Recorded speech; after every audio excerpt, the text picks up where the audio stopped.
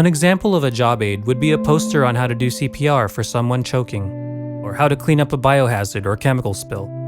We might have to do something we've forgotten, never learned, or is hard to remember under pressure, or during a very thought-intensive process, so the job aid definitely helps. Let me show you an example of one I made for someone new to computers, or anyone who'd like to learn keyboard shortcuts to save time. Here's an example of a job aid I made in PowerPoint. Someone who is inexperienced with computers could really benefit from shortcuts like these printed out, laminated, and taped to the side of a computer monitor. Having a picture of the keyboard helps so the novice won't have to go searching for the key they need. I mean, who would have thought A would be next to Z, right?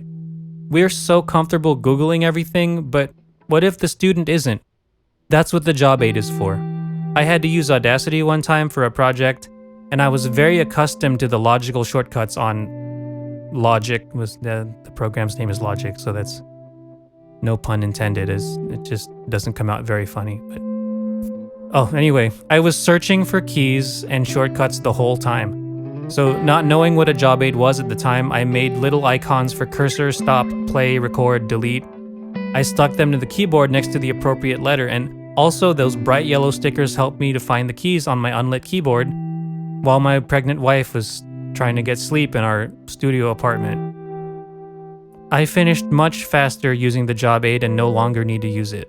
Also, keyboard shortcuts save lots of time because your eyes don't need to search for things you need to click on.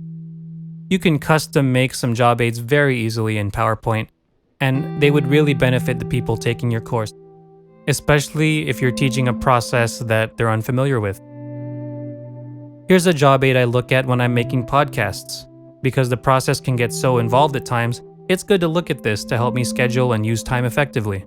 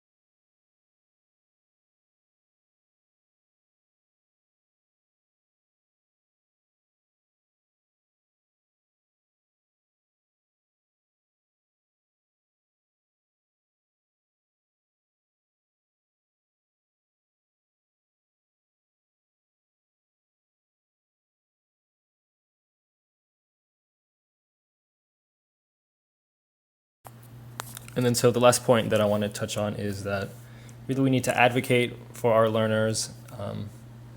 We know that not every learner has the same access to technology, to internet.